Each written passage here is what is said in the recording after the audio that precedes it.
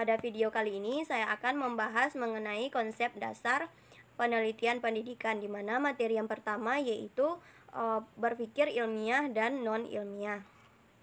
Berpikir ilmiah ini merupakan berpikir secara logis dan empiris, di mana logis merupakan berpikir secara masuk akal dan empiris merupakan berdasarkan fakta yang dapat dipertanggungjawabkan.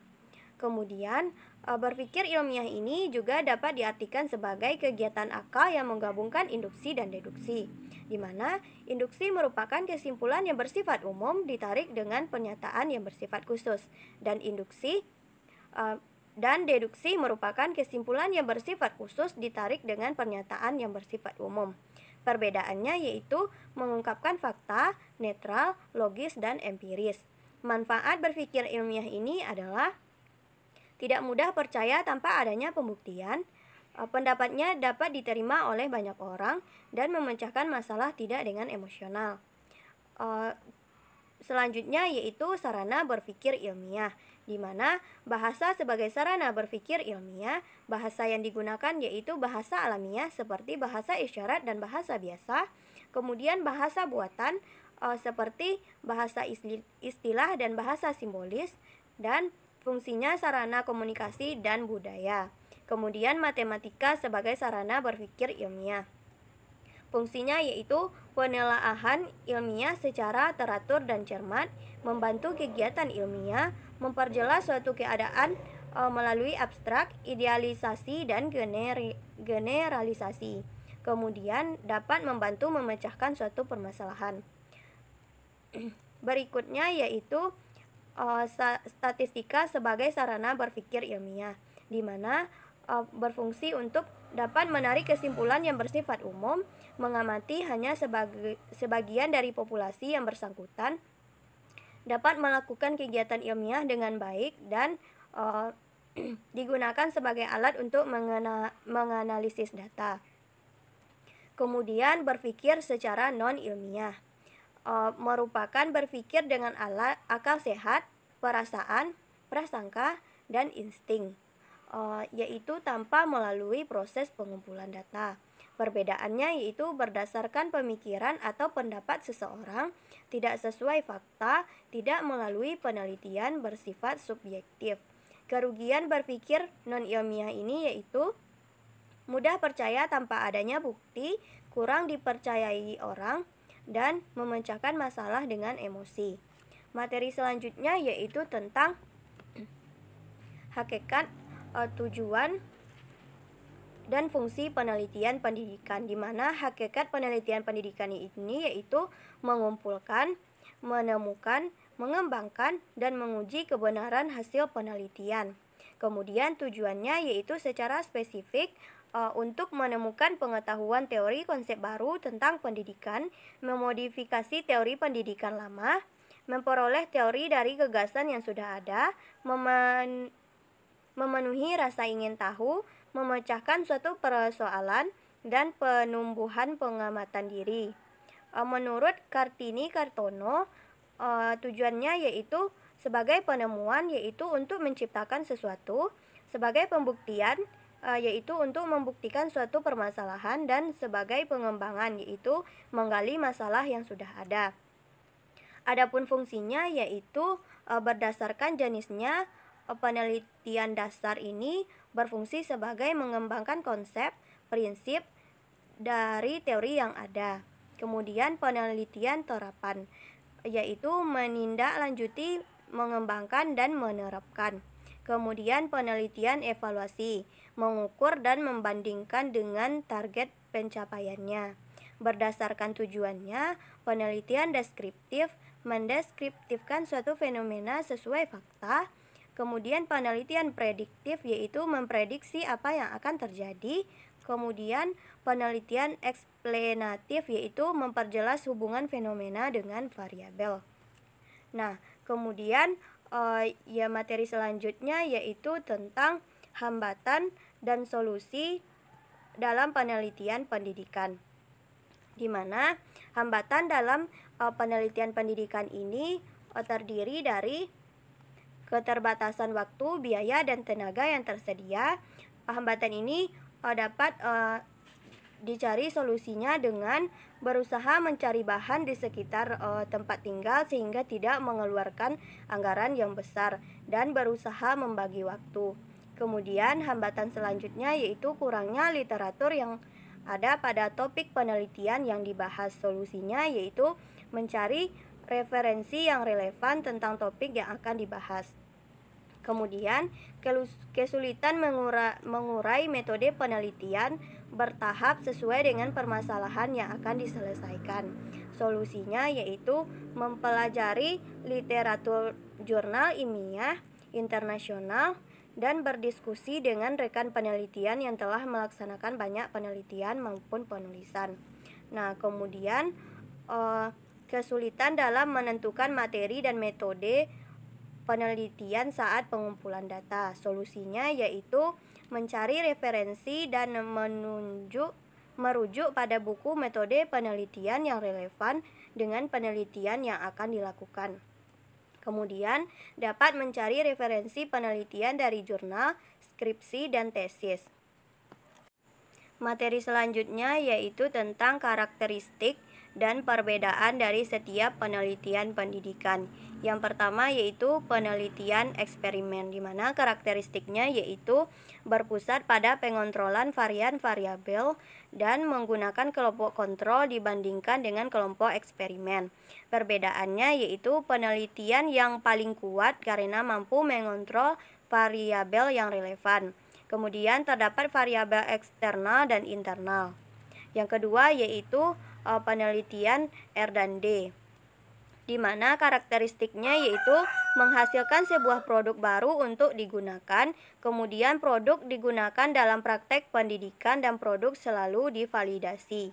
Perbedaannya yaitu dapat mengatasi kebutuhan nyata dan mendesak, mengembangkan produk berdasarkan penemuan awal dan menghasilkan pengetahuan yang digunakan pada masa yang akan mendatang. Kemudian yang ketiga yaitu penelitian korelasi. Karakteristiknya yaitu memungkinkan peneliti menerima derajat asosiasi yang signifikan. Kemudian variabel diukur secara intensif dalam setting lingkungan nyata. Perbedaannya yaitu cocok bagi variabel-variabel rumit yang sulit diteliti, tidak dilakukan manipulasi data, bersifat kuantitatif, didasarkan pada koefisien korelasional. Kemudian yang keempat yaitu penelitian deskriptif, di mana karakteristik dari penelitian ini yaitu menggambarkan suatu fenomena atau peristiwa dengan teliti. Tujuan penelitian tidak boleh terlalu luas dan menggunakan dua variabel atau lebih. Perbedaannya yaitu dapat mendeskripsikan variabel, hasil penelitian disajikan sesuai data, wilayah penelitian fleksibel dan terdapat hubungan sebab dan akibat.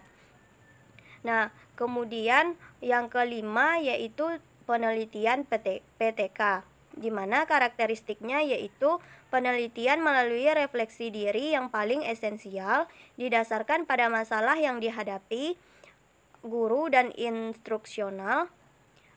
Sedangkan perbedaannya yaitu dilakukan dengan praktis, menggunakan metode kontekstual, kolaborasi, penelitian bersama, dan masalah tindakan berdasarkan refleksi diri.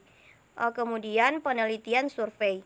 Karakteristiknya yaitu logis, deterministik, general, dan spesifik. Perbedaannya yaitu melibatkan sampel yang mampu mewakili populasi, informasi yang dikumpulkan berasal langsung dari respon.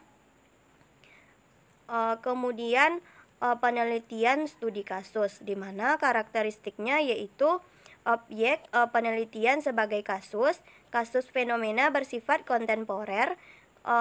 Perbedaannya yaitu menggunakan berbagai sumber data serta teori sebagai acuan penelitian. Materi selanjutnya yaitu tentang komponen laporan dalam penelitian, yaitu dalam penelitian eksperimen terdapat partisipan, yaitu mendeskripsikan sampling, dan sampel bisa mewakili populasi, menjelaskan keunggulan penelitian, serta menunjukkan jumlah populasi tiap kelompok. Kemudian ada instrumen dan materi, produk eksperimentasi, analisis data, interpretasi hasil, dan kesimpulan. Kemudian komponen laporan R&D yaitu terdapat judul penelitian, rumusan masalah, tujuan penelitian, metode penelitian, di mana pada metode penelitian ini terdapat jenis penelitian, tahapan penelitian, dan validator. Kemudian prosedur penelitian, instrumen penelitian, dan teknik analisis data. Nah, kemudian penelitian korelasi deskriptif, di mana komponennya yaitu judul, abstrak, rumusan masalah, metode penelitian, prosedur penelitian, hasil penelitian, kesimpulan, kriteria dan saran, dan daftar pustaka. Nah, kemudian komponen dari penelitian PTK, di mana komponennya yaitu judul, abstrak, pendahuluan. Pada pendahuluan ini terdapat latar belakang, perumusan masalah, tujuan dan manfaat penelitian, kemudian kajian pustaka, pelaksanaan penelitian, hasil penelitian dan pembahasan, kesimpulan dan saran, daftar pustaka, dan lampiran.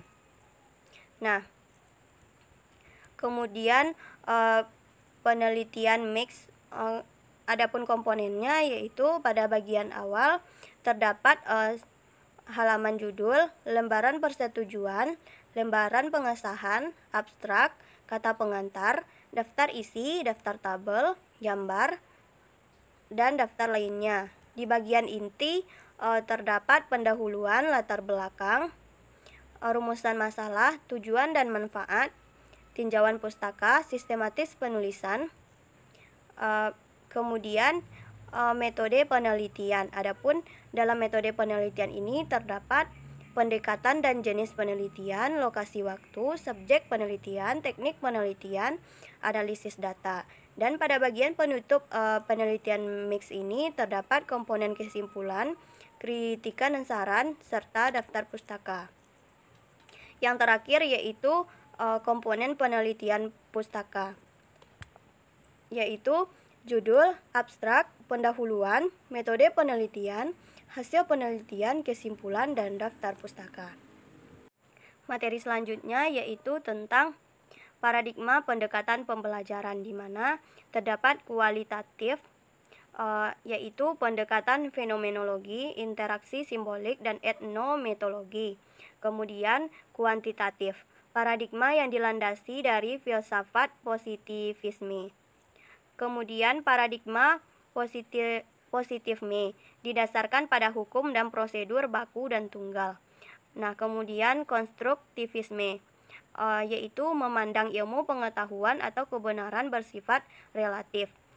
Kemudian pragmatisme yaitu fakta atau realitas dari fenomena tidak selalu tetap.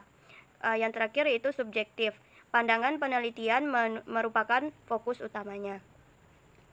Nah, materi selanjutnya yaitu tentang tahapan penelitian.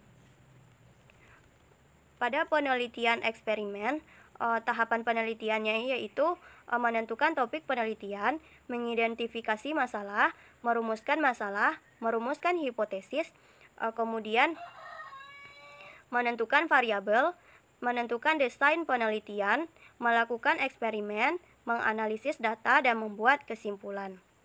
Selanjutnya, pada penelitian research and development, tahap penelitiannya yaitu pengumpulan data, di mana pada pengumpulan data ini terdapat analisis kebutuhan, studi literatur, riset skala kecil, kemudian menentukan perencanaan, pengembangan desain, uji coba awal, revisi, uji coba kedua, revisi hasil uji coba. Nah, kemudian uji kelayakan. Uji kelayakan ini dapat didapatkan dari wawancara, kuesioner, observasi. Kemudian revisi akhir dan diseminasi dan implementasi. Kemudian penelitian korelasi deskriptif, di mana tahapan penelitiannya yaitu mengidentifikasi masalah, merumuskan masalah, menentukan tujuan dan manfaat, melakukan studi kepustakaan, menentukan hipotesis. Kemudian menentukan desain metode penelitian, di mana pada poin ini terdapat menentukan populasi, sampel, teknik sampling, instrumen pengumpulan data, dan menganalisis data.